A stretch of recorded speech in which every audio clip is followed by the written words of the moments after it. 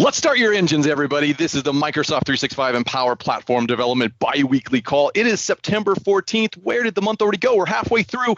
We have got a championship level call ready for you today. We're going to get the latest updates on the community, things like PNP.NET libraries, PNP PowerShell, latest on Yo Teams, Microsoft Teams Toolkit, MGT, publisher connectors, and then we're going to talk about script samples, team samples, Power Platform samples, and we'll even talk a little bit about a hack opportunity. Then, of course, everybody's favorite time, picture time together, and we will then get our amazing presenters of the day. They are going to be racing around the call today. We're going to begin with Pascal, who's going to be transforming recruitment processes with AI and Power Platform using cognitive search.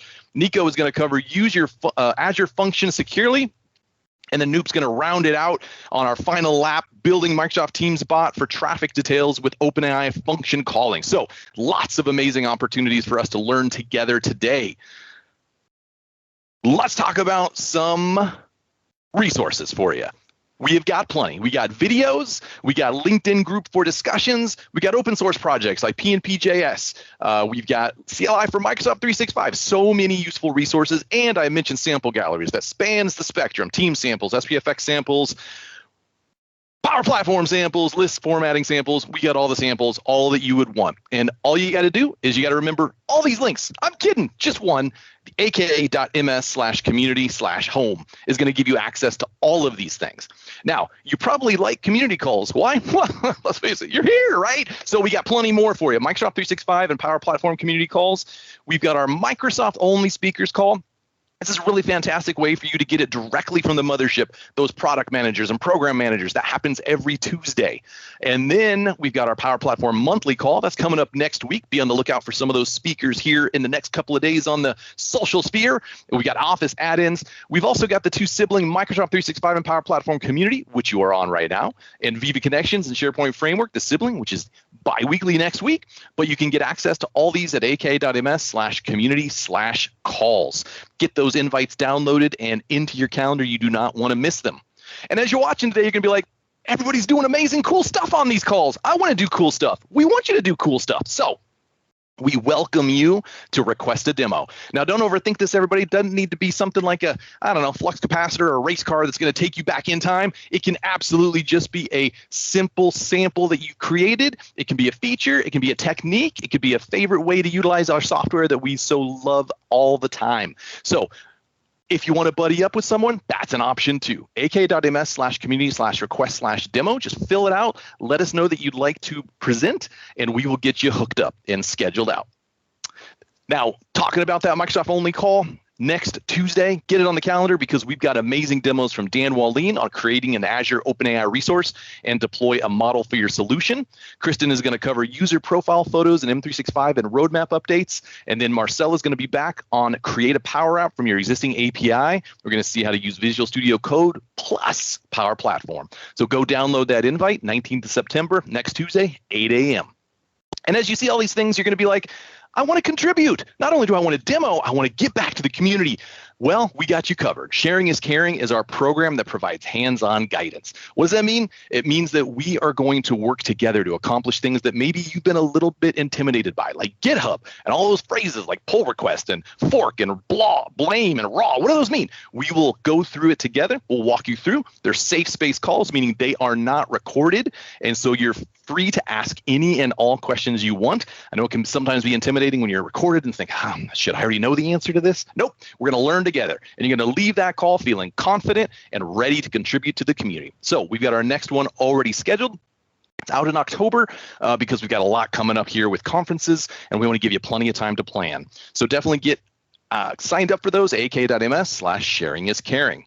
Now, once you do contribute, everybody's been loving the recognition program. Why? Because we're recognizing the work that you're doing in a formal and official way using Credly. So that is the Credly that provides those really cool badges that you can associate to your LinkedIn profile, share on LinkedIn, and you can share on Twitter or X or whatever we call it these days. You can print it out, you can put it on your blogs, you can send it to mom and show her how proud you are. We encourage it. And of course, we're going to be kicking off our pumpkin spice, a lot of commits, one of our fun thematic badges. But what's right around the corner? Hacktoberfest. So make sure you're getting ready. We've got an updated Hacktoberfest. Gautam is showing off his 2020 shirt. No shirts this year, but we're being green, and you can get the badge and some other cool stuff from the Hacktoberfest sponsors. So we are going to be having all of our repos ready and set up for Hacktoberfest. Just be sure that you submit those pull requests during the month of October, and you will absolutely be getting a badge directly from us. All right, let's move into some project-specific updates, and we're going to begin with Bert. Awesome. Thank you, David. So for the .NET world, what happened? Not really that much this couple of weeks, but still some progress. The main thing is some improvements in Core SDK around detection of SharePoint add-ins and some extra kind of options when you want to query SharePoint add-ins and Azure ACS from your tenant. The reason why is because I'm writing a module for the SharePoint for Microsoft 365 assessment tool that will enable you to get like a detailed inventory of your SharePoint add-ins and of your Azure ACS usage in your tenant. You might wonder why I'm doing that. That will be revealed later on, but just saying. I think that's it for me, David. Short and sweet today. Love it. Awesome. Thank you. Straight to the point. We'll move on to PowerShell with Gautam. Thank you, David. Yo, guys, back from vacation. Highly recommend taking that. It might get you some new perspective, probably change your mind, smell the roses and all that stuff.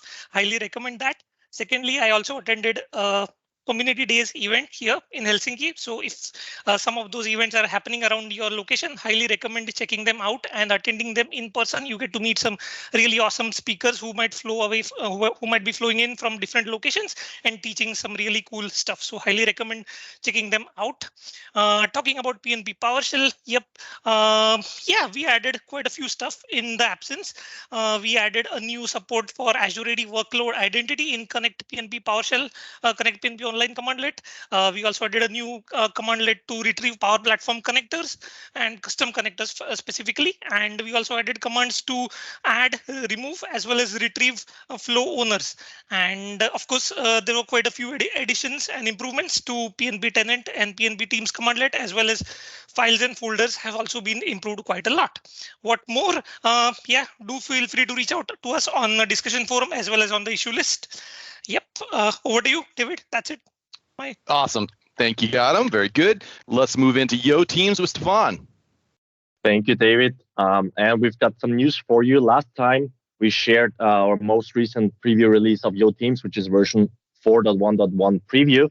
And we're actively working on bringing that into a stable version. This version allows you actually to scaffold projects for Teams, Microsoft 365 Portal, and Outlook using the latest manifest versions out there. And it furthermore fixes some bugs, so definitely check that out. And watch our GitHub at aka.ms/yoteams to get informed when the next release will be out. And as usual, please feel free to contribute, join our discussion on GitHub, file a new issue if you think that something important is missing in Yo Teams. We'd like to hear from you. Thank you. Over to you. Awesome. Nice update. Thank you very much. And Teams Toolkit with John. Thanks, David. So Teams Toolkit is our tools to also build Teams apps, and we have extensions in VS Code, VS, and we also have a CLI tool. So not much is new since the last time I was on here talking about this, but we have the 5.1 release. If you haven't seen it, that is in pre-release in VS Code. So there's some new features there, but that is mostly a quality of life improvements and fixing bugs and trying to make things a little more pleasant for you to use. VS is released in 17.7, so you can take a look at that. So that's targeting for .NET developers. And we're also working on the CLI and refreshing that and making that better for you as well. And of course, Copilot plugins and some new templates and samples are things that we're also working on. So reach out to me if you have any interest on the Copilot stuff. Unfortunately, there's no access right now. I know everyone's very excited about that, but as soon as it's available, I'm happy to connect with you on that. Thanks. Awesome. Thanks, John. All right, let's move into MGT. I don't see Seb. Seb, are you out there? Is Teams lying to me? Okay, let's cover MGT. It just shipped 3.1.2 is the latest stable release. MGT samples repository is live, so definitely check out the samples. You can contribute to those too, by the way. The public roadmap is available, and there are always good first issues you see on the bottom there, ak.ms/mgt/issues. Reach out to Seb, let him know you want to get involved. Gavin and him are great guys that love to get everybody involved. Remember, MGT and Microsoft Graph Toolkit, these components can be included in a number of ways into your solution, so definitely take advantage of that. Easiest way to get Graph involved. All right, let's move on to connectors with Joss. Hi, everyone. So as always, the world of connectors is growing. We are now at 1,065 total connectors, with more created by independent publishers than by Microsoft ourselves by over 50 now, which is super duper impressive. A few times ago, I think I talked about some sessions that connectors would be appearing in Power Platform Conference. There was actually a new session just added last week, specifically targeting our admin personas. So if any of you guys out there are interested in managing enterprise data from the point of view of connectors and Dataverse, please stop by that session. I'll be looking forward to chatting with you. And if any of you guys can't come to MPPC, completely okay. Our Power Platform and Integrations Labs call will be holding a special What You Missed at MPPC session next month. So make sure you scan that QR code and join us. As always, links will be in the chat. Can't wait to see you guys. Woo, awesome. Thanks, Joss. We are looking forward to that event as well. Let's go on with script samples and Mr. Paul Bullock. Hey, thank you, David. So Script Samples is a repository where you can share your PowerShell scripts or Bash scripts with the community. So this covers a range of tooling. So if you create your scripts in PMP PowerShell or SPM Management Shell, CLI for 365, and many, many more. There's really no limit. That's just what I've got configured on the site. We've got a bunch of new samples. So we've got new PMP PowerShell samples. We've got created colored folders by Tetsuya Kawahara. I've actually contributed this time with find when part in pages, for example, the Twitter web part, which has recently been deprecated. We've got create site columns and add content types by Hamid Fazil Bahari. We've got export inactive sites based on days to CSV by Chandani Prajapati. We've got some updates to scenarios. So these are samples where we've got new types of scripts. For example, the CLI for M365, create library and custom content types by Ganesh Dap, so he added to that sample, and he also added to create colored folders as well. And we've got one more tweak to PMP PowerShell. So this was a sample that was updated to replace owned by every flow in a tenant by Taylor Brazelton. But if you've got any issues with the samples, or you need to reach out because you want to contribute, I'm available on Twitter, or you can post on GitHub and so forth. Just ping me and I'll give you a hand. Thank you for all of your amazing contributions. Back to you, David. Awesome. Thank you, Paul. And let's get on to Microsoft Teams samples with Mr. Bob German. Hello. Yeah, no, we don't have any new samples this week, but I just want to direct everybody to where they can get the samples. All the Teams samples are available at the URL shown. And if you check the little box that says all Teams samples, you'll get all the Teams samples. If you check, there's a little box down at the bottom, Teams Global Hackfest solutions, and you can see the some of the great solutions that came in from the Hackfest. If you participated there and haven't submitted your sample yet, please do. And I just pasted in the links to submit samples as well as to the sample browser. And back to you, David. Awesome. Thank you, Bob. Very exciting for that hack. Speaking of hacks, we're going to get to one in just a moment. But first, let's talk to April Dunham about some Power Platform prompts. Say that 3 times fast. Yeah. Power Platform prompts. Yeah, there you go. Thanks, David. So with the Power Platform prompt library, I want to remind everyone that it is out there. So this is your go-to place if you want to get started with some of the Power Platform co-pilots and using stuff like Azure OpenAI inside of the Power Platform. This has a bunch of prompts that have been seeded already, but we would love to see your prompts as well as you start to use some of these features. Share your favorite prompts with the community so that we can all use them and learn from them. Now, this will be really applicable for something that we have kicking off today, actually. And that's the Power Platform AI Global Hack. that's taking place today. So this is your opportunity to get hands-on with the Power Platform and all of the co-pilots and the AI functionality that's been there for a while, like AI Builder and all of that.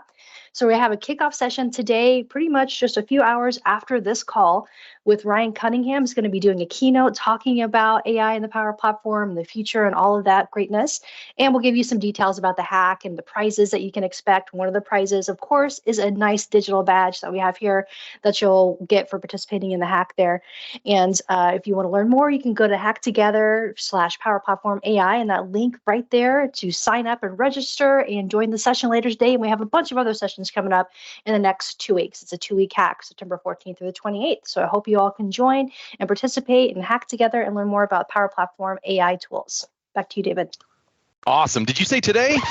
She said today, everybody. So awesome. Very, very exciting stuff with a badge as well. So, all right. Well, it is time for those pictures.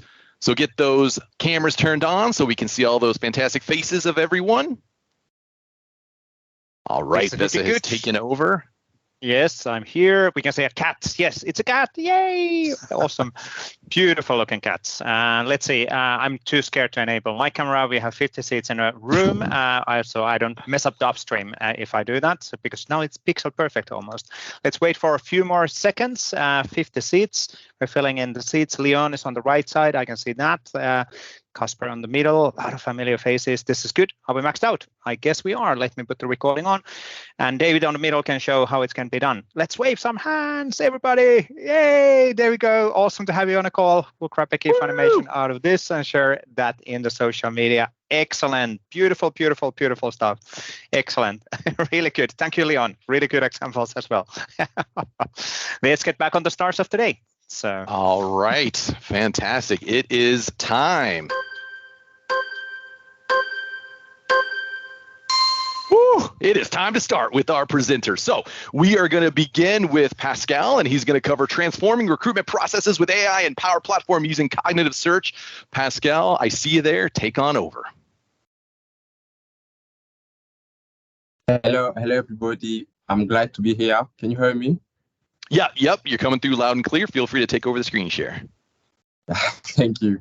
Thank you again for giving me this opportunity to present my solution, which I have exposed to a project. It's about transforming recruitment process with AI and Power Platform using cognitive search. Let me share my screen.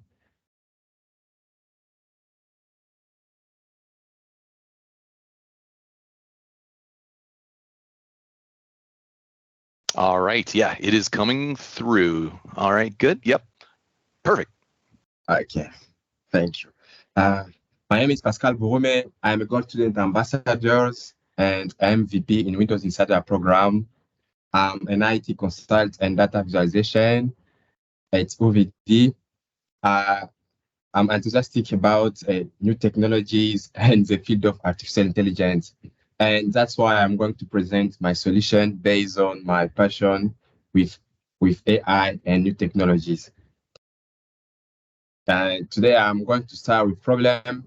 In today, with highly competitive job markets, effective recruitment is essential for organizations to attract and hire the best talent.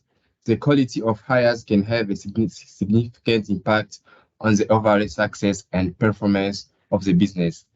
However, traditional recruitment methods such as manual reviewing resumes and conducting in-person interview can be inefficient and time-consuming.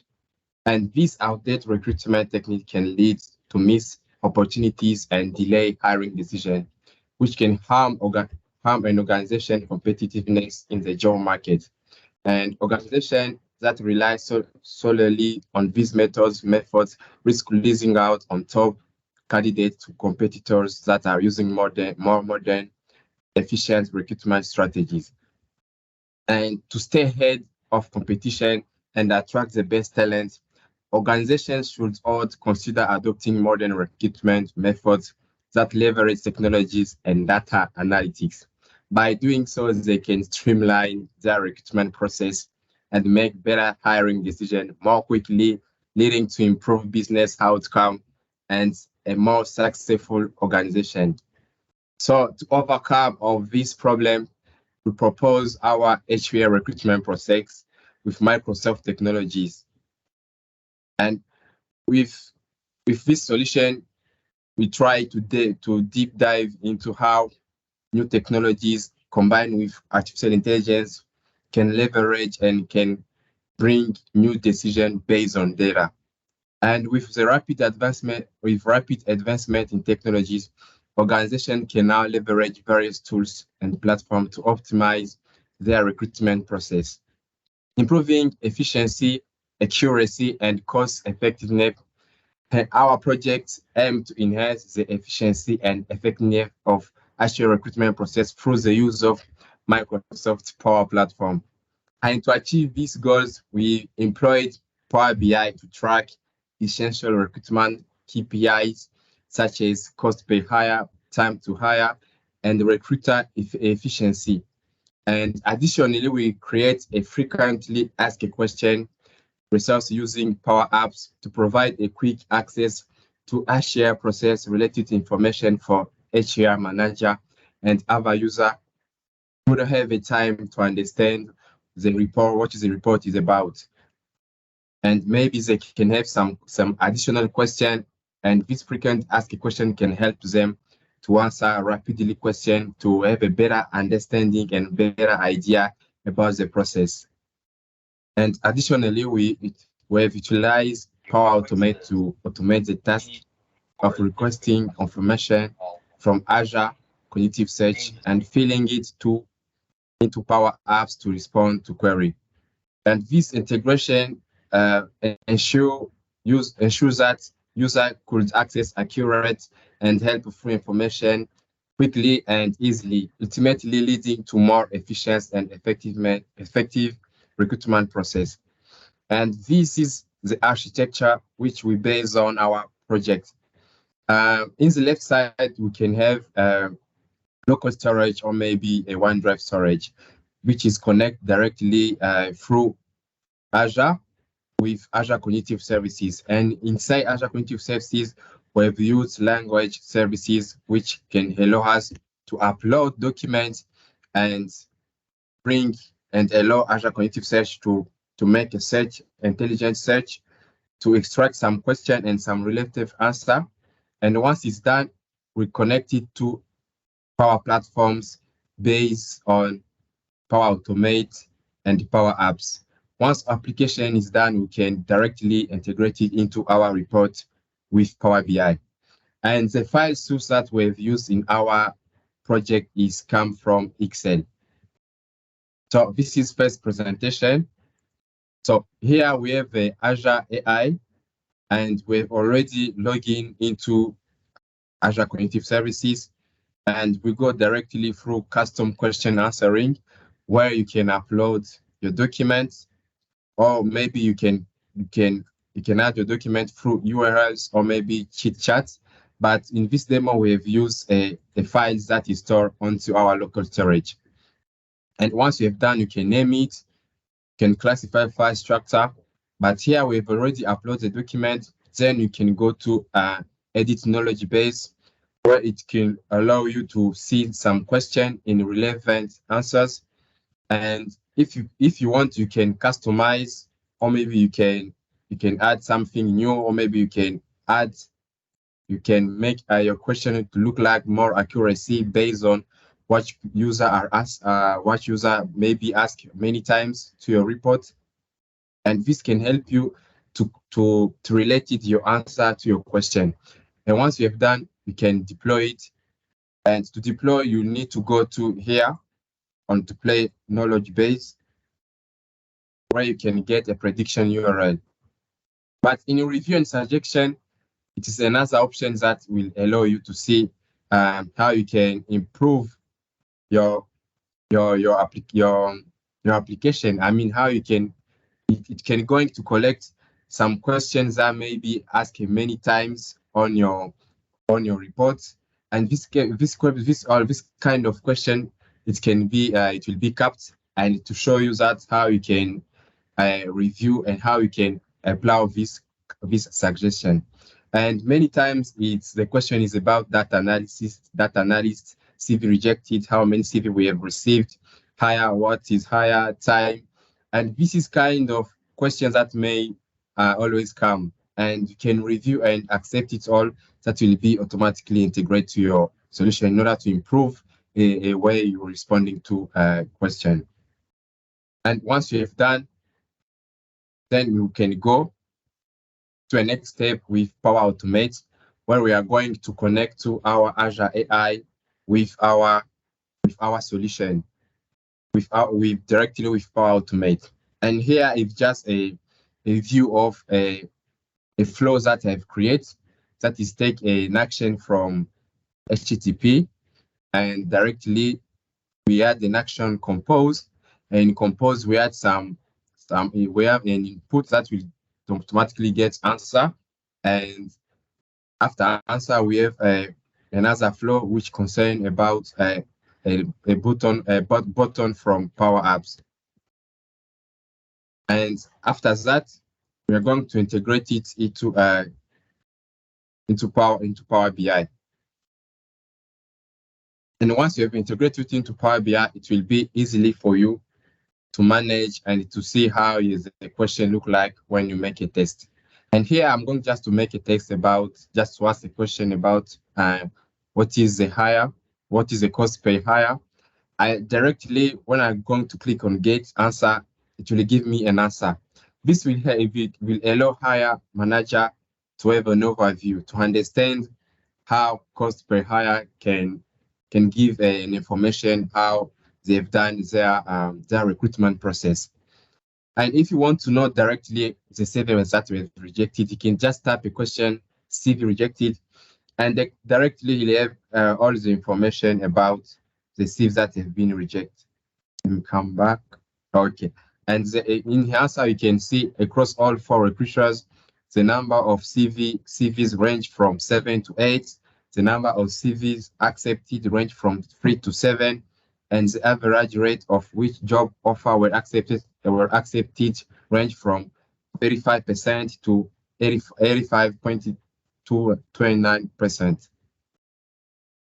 And after that, we have another view which can help us to see a dashboard.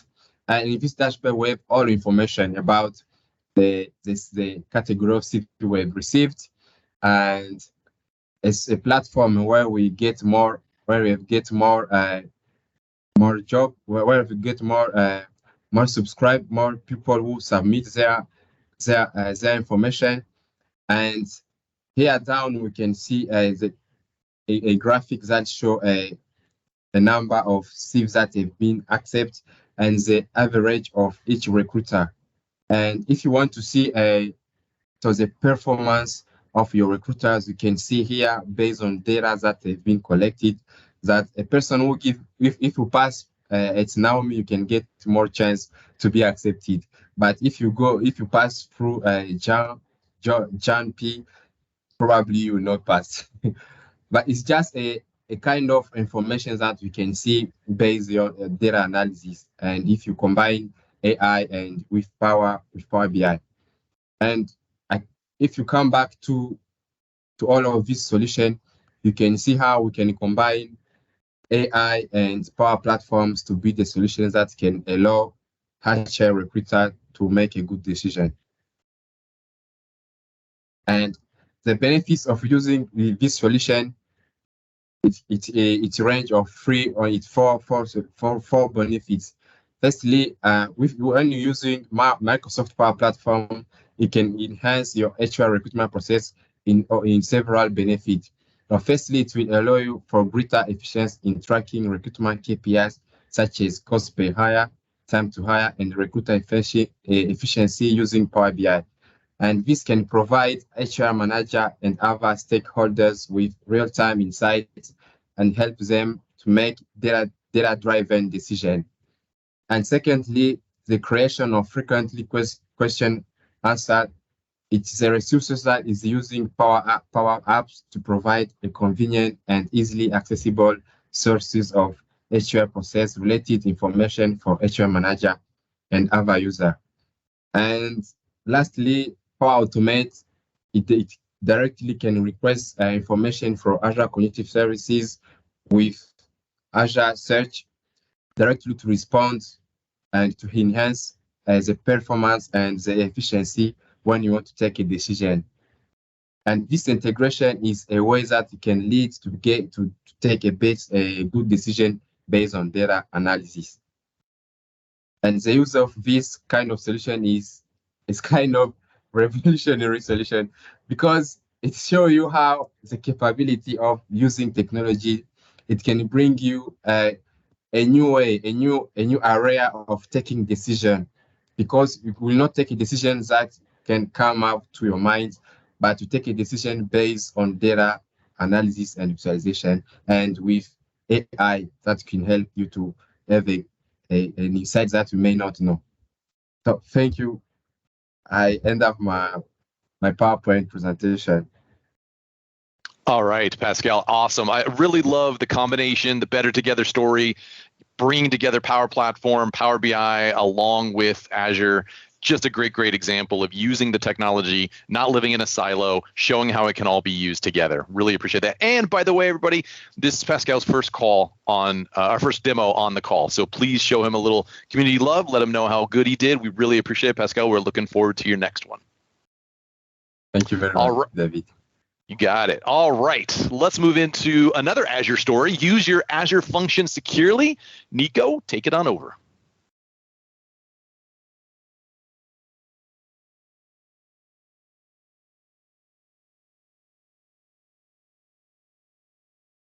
Are you muted? You're muted. Yes. There you go. Thank you, David. Very important. So today we are going to talk about how to use your Azure functions in a secure way. So just a little introduction about myself. My name is Nico De Cleyre. I have 13 years experience as a Microsoft 365 developer, and I'm a competence center lead at Ordina. I'm a father of two lovely girls. And I'm also a proud member of the Nerdy Running Turtles. That is a community on Twitter where we like to challenge each other to stay in shape. It's not about competition, it's just about staying in shape. So to do a quick find on Twitter for us if you want to join.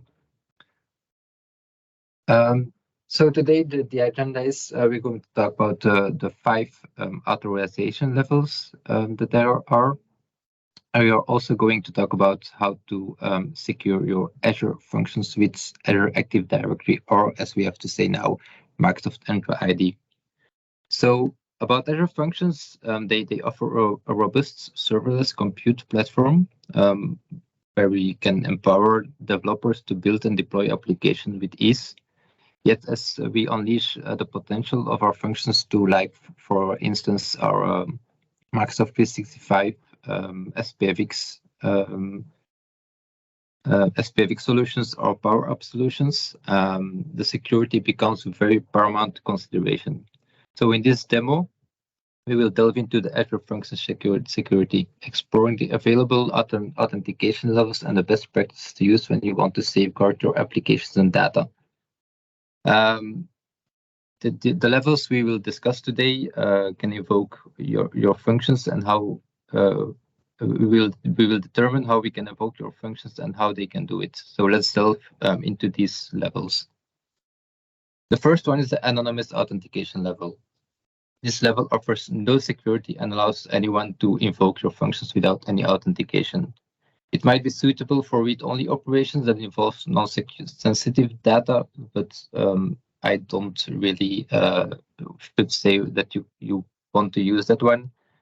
It just may be recommended for in production for just read-only data, and you can also eventually use it with an identity provider, but we will see that later. The second one is the user authentication level. It's still present. We will see that later, but it's actually an unused legacy value and should not be used in modern Azure functions. I have done some research on this, and I have found this little comment on the GitHub repository where they are saying that it is actually not used as today. The third one is the function authentication level. the function authentication level is a little bit more secure. It's in combination with an app key. You can find these keys in the app sections of your Azure Functions in the portal, more specific in the host key section of the app keys. Function authentication can be used with the following keys, like the master key, which is actually for admin access, but you can also use it when you select the function authentication level. And you can also use the default key that is recommended to use in this case.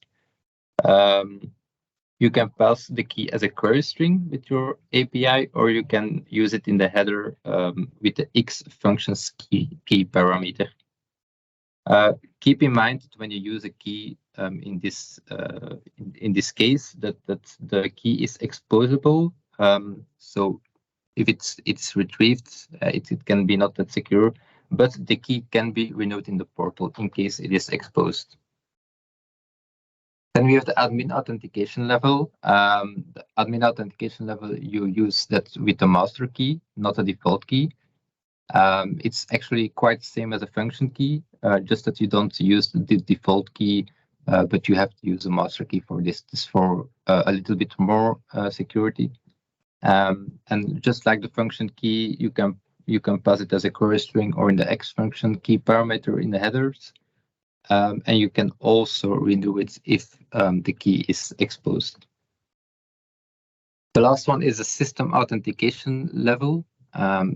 That's not something I have particularly used already, but it is present. It is actually used for extension-specific function endpoints called by internal components. The scope of system authentication is determined by the extension and cannot explicitly be set.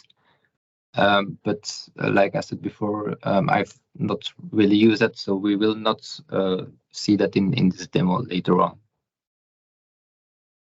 Next to the authentication levels, you can also use an identity provider. And for me, that's the best case to use because that's for me the most secure way to use your Azure Functions.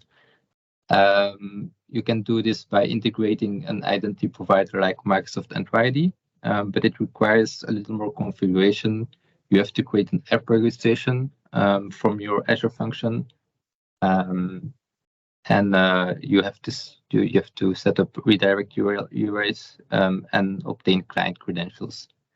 Next to the app registration, you have to set the authentication level to anonymous. So we will see that later in the function where you have to set that level.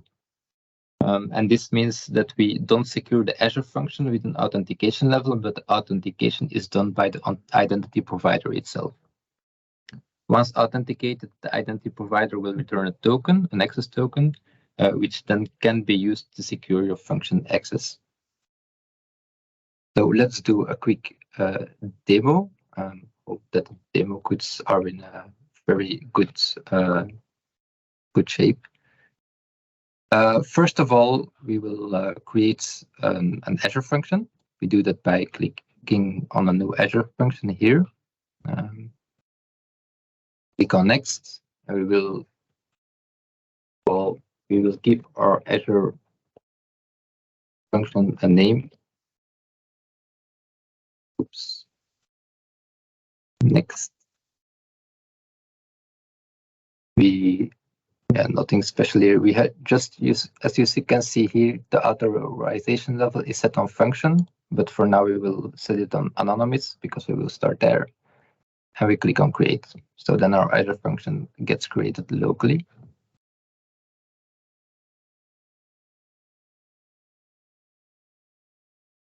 So we get a little template that is already present for us. We will just remove this thing because we don't need it, and we will just say a response message, hello, PNP community. That's it. We will save it and we will publish it. Click here on Azure Function app. Just click on next. I already created one earlier today in the portal, so I will just click this one. I will say publish it to that Azure function, and we click on finish.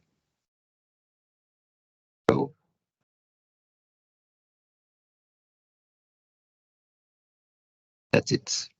Now it should be published. No, not yet. We just have to click on publish.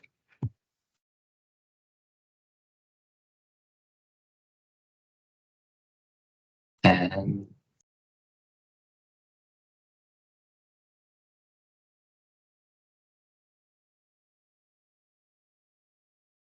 still busy.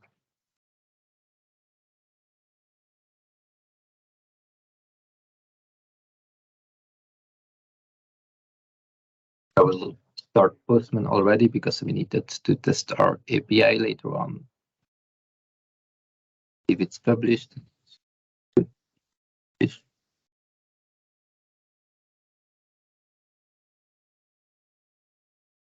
okay.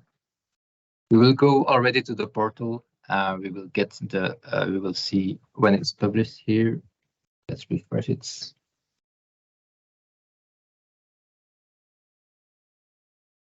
Normally it should show up, and there we go. We have our function. So in our portal, we will go to our function and we will get the URL.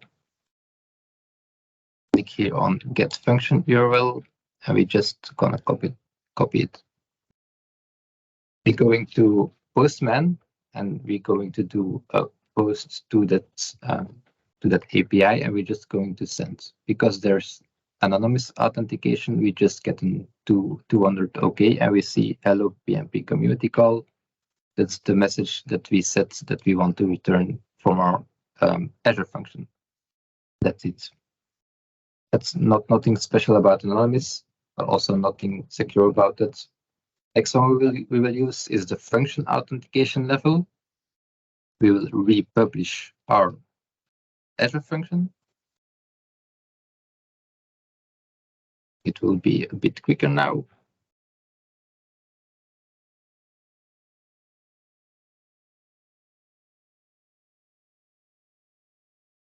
Okay. Still busy.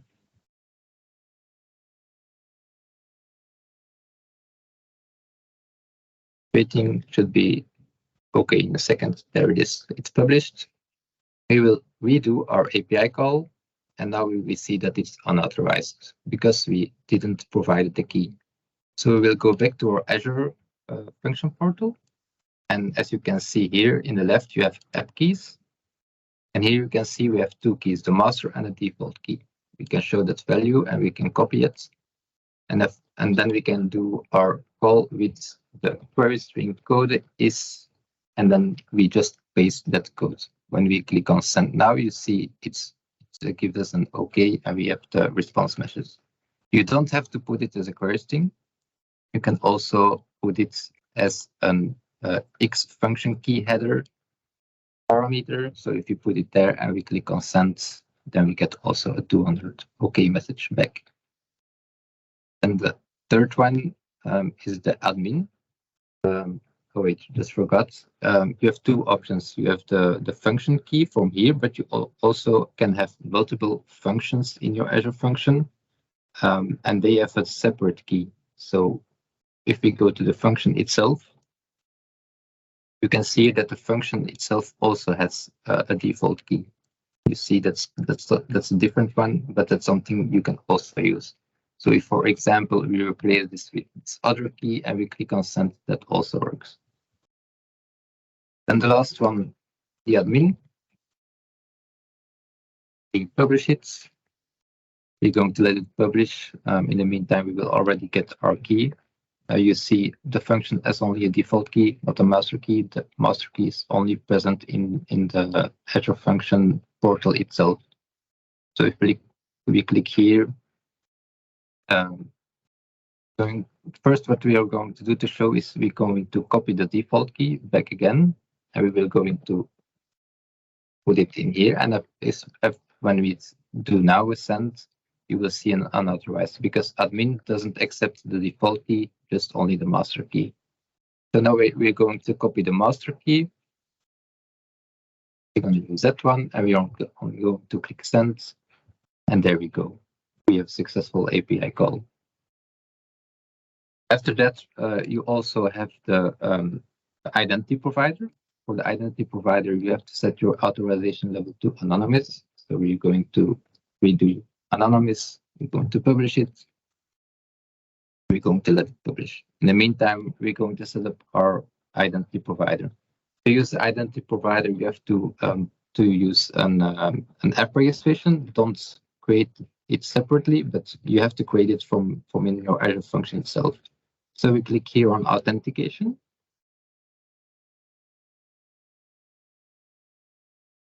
Okay,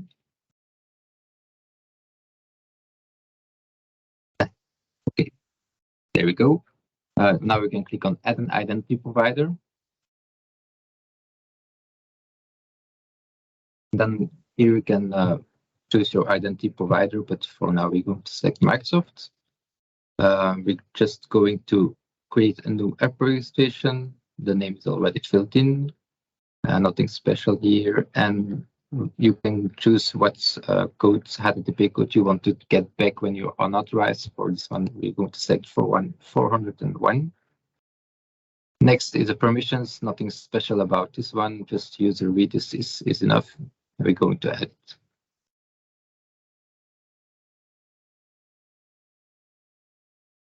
It just take a while.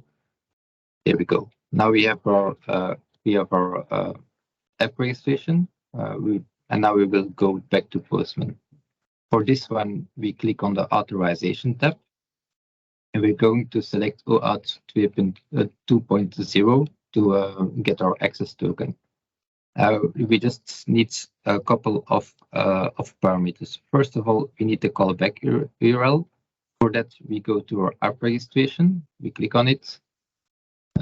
We click on authentication. And there you have your redirect URL. You have to copy that one. And we use that one in here. And we need the auth URL and the token URL. Those one can be found at the start overview screen of your app registration. At the endpoints, you see here the auth URL, authorize, and the token URL. These two we need. We're gonna paste them in here and the other one in here. And then we need a client ID and a client secret. The client ID is already present in the portal. We can just copy it here. Client ID. And then the client secret. Just going to create a new one now. There we go. We copy it. Client secrets. And then we just only need the scope. The scope is your client ID followed by /.default. So that one we paste in here. And now we can get our access token. Get access token, get a screen, click on accept, and authentication completes. We go to proceeds, and we get an access token back, and we can click on use token. What you see now in your API in the header, you get Postman adds an extra parameter authorization, and then your bearer space token. If you now click on send, you will see that it gets a successful API response back. So that's it. I hope you guys learned a lot about it. So thank you for your time. Awesome. Thank you, Nico. This is really great stuff. I'm going to have to reconsider using the Spaceballs 12345 password on all my Azure functions now, right? Same combination on my luggage, but Spaceballs humor. All right. Great job. In the interest of time, we're going to move on to Anoop. He's going to cover building Microsoft Teams bot for traffic details with OpenAI function calling. Anoop, take it on over. All right. Okay. Thank you very much, David. Right. In this session, we'll talk about TFL status. So TFL is Transport for London status. So we need this particular demo is a Teams bot, which uses OpenAI function calling and the TFL API in order to get the status of the transport in London. Now, this particular sample uses the API provided by Transport for London, but that can be changed to any other city based on the transport department in that particular city. Right. Quickly about myself, my name is Anoop. I am an MVP in the Office 365 developer category. And those are the links to my profile and blog and Twitter and GitHub. You can follow me on those platforms if needed. Now, this particular sample is based on an OpenAI bot sample that was created by Lee Ford. I'll be showing the link to that sample as well towards the end of the presentation. So what I've done is I've taken that sample as the base and then extended it by adding something called as function calling, which we'll have a look at in a minute. Right, let's take a look at the demo first, and then we'll understand the different concepts. So what I have here is a Teams bot. And what we can do is we can ask this Teams bot some questions. Now, ignore all the questions that I've asked before. Just ask a new one. So in London, we've got these different underground train lines. They have got different names like Northern Line, Central Line, Circle Line, etc. So I'm just asking a question about the status of one of the lines, which is the Northern Line. Now what happens is this request is sent to OpenAI, and then along with that, the TFL API also comes into picture, and then using the combination of both, a response is returned based on the status of the line. So in this case, it says that the Northern Line, which is represented by that color, is in good service, and then here over here, a funny message is added as well. Now, if I ask another question, saying, can I take the Circle Line to go to the office? Again, the same thing happens. This question is sent to OpenAI, and then using the combination of the API provided by Transport for London, the response is returned back. Just to confirm that it is correct. So if I just open the website of Transport for London, you can see that in fact both Northern and Circle are on good service. Now earlier there were some delays on a line called as Central Line. So whenever that's the case, the response is returned in a similar manner. Right. So that's the demo. Now if I go back to the presentation. Now the scope of this application, it is applicable to both OpenAI and Azure OpenAI. In this particular sample, we are using OpenAI, but it can be easily switched to Azure OpenAI as well. And the models, the OpenAI models that are being used are GPT 3.5 Turbo or GPT-4. So let's quickly understand what function calling is first, which is the main feature of this application, and then understand how we are using it. So function calling, the way we can think of that is it extends the OpenAI models, in particular 3.5 Turbo and GPT-4. The way it does that is it understands the user intent based on the question, and then tells what function to call. So for example, if we ask OpenAI about the current weather, OpenAI comes back with the response saying, I do not have access to the weather API or something like that, because it has been trained up until September 2021, so it can't give us the current weather information. But if we have some functions in our code which can give us the current weather or the weather forecast, then we can pass the names of the functions and what they do, a nice description of those functions to OpenAI, along with our question. Then OpenAI looks at the question, understands the intent from that question, and then tells us which function to call. So for example, if we ask what the current weather is, OpenAI tells us we need to call the function called get current weather. And then once we call that function get current weather in our code, we get the current weather, pass the response back to OpenAI. OpenAI then converts that into natural language and gives back the response. So that's what function calling is.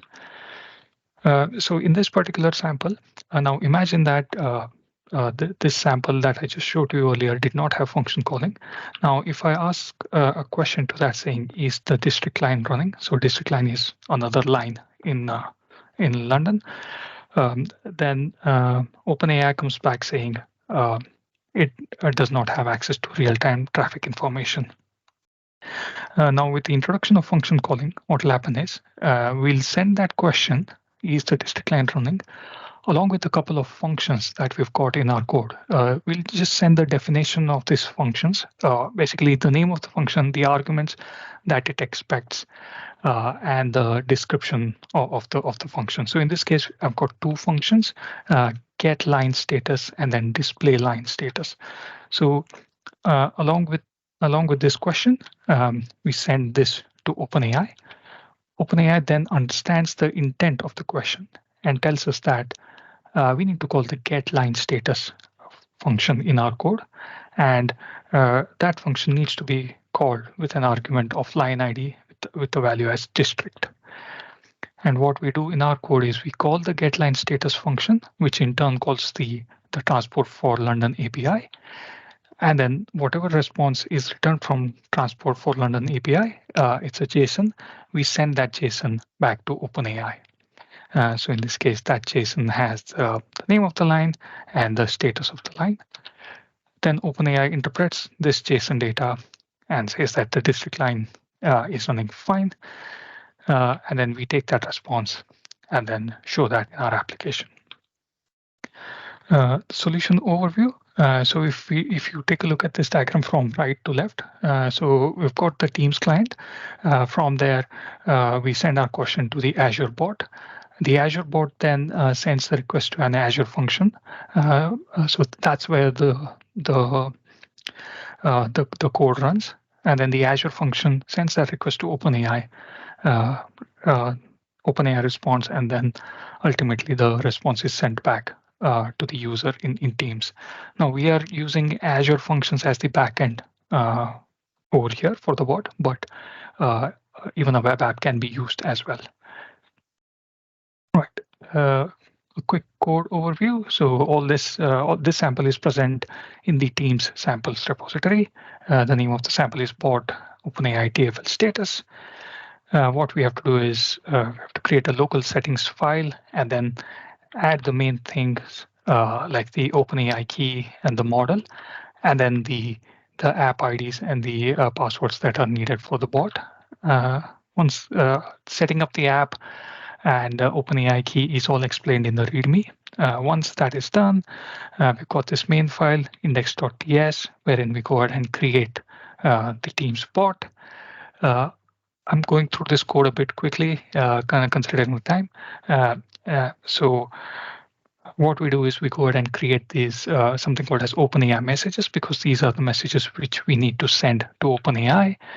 So firstly, we create a system message saying how OpenAI should behave. In this case, a TFL customer service agent. And then we get the user message. In this case, what's the status of district line? We take those messages and then call OpenAI.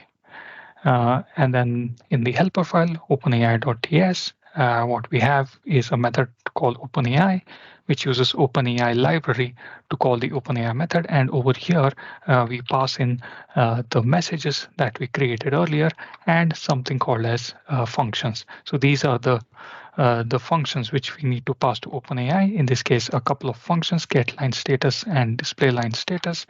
They've got a nice description as well. So OpenAI, what it does is it takes a look at the user question, understands the intent, and then interprets which function to call. This is just the definition of the function itself. It has got a description and some properties. In this case, only one property, line ID, which has some fixed values that OpenAI can return. And then what we do is we send all that to OpenAI, get the response. In the response, OpenAI says we need to call a function. Name of the function is that, and then those are the arguments that need to be passed to the function. So we just parse that JSON and then get the name of the function, get the arguments, and then go ahead and call the function. In this case, we go ahead and call the TFL API by passing in the line ID, and then we want to get the status of that line. Once we get back the status, what we do is we take that JSON and then pass that JSON back to OpenAI. OpenAI interprets that JSON and then comes back saying, yeah, you need to stop the execution now. and then you need to display that particular message to the user. So in summary, function calling is available in OpenAI and Azure OpenAI. It helps us provide structure output. This particular sample uses OpenAI, but I am planning to submit a pull request to use Azure OpenAI very soon. And these were some of the resources that were used as part of this demo. And thank you.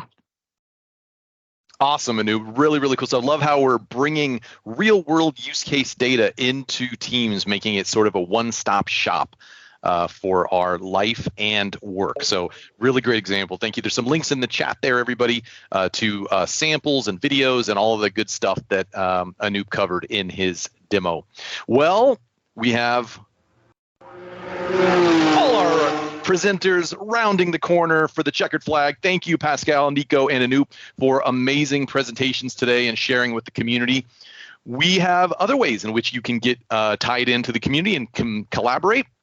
We've got our Cool Kids Discord channel. So this is a up and coming platform that many of us have been using for years. But if you're unfamiliar, reach out, ask questions, or go join. It's a very, very cool way to see a lot of things all in one place. And it's being used in a lot of different places. So definitely take advantage of that. You can get in there by going to ak.ms/community/discord. And we also would love to know what you think. Give us some feedback. Even if you've already filled it in, please let us know what your current state of mind is. It helps us ensure that our management understands the value of these calls to you all, as well as what we can do to improve, or if we're doing the right things, or any other fun things that you'd like to see us be doing to enhance the experience that you're having with the technology and the community. Well, our recording will be available in 24 hours or less on the Microsoft 365 and Power Platform Community YouTube channel. You're going to see in Teams, it's going to tell you that the video is ready to download, but it's not. It's a little liar unless you're a Microsoft employee. So go to ak.ms/community/videos, subscribe to our YouTube accounts and channels, and you will be alerted as soon as it drops. We promise. It'll be well worth it. You can follow us on X, formerly known as Twitter, at M365PNP, or LinkedIn, ak.ms/community/LI. The next M365 and Power Platform bi-weekly call, which you are on right now, 2 weeks from today, same bad time, same bad channel, September 28th, and then the next Viva Connection SharePoint Framework next week, September 21st. Always going to be here for you every Thursday, every week of the year. You can count on it. Thank you, everybody, for being a fantastic community. We would not be possible without the passion and all of the hard work that you give each and every day to one another. So keep up the amazing work. We love you for it. See you soon.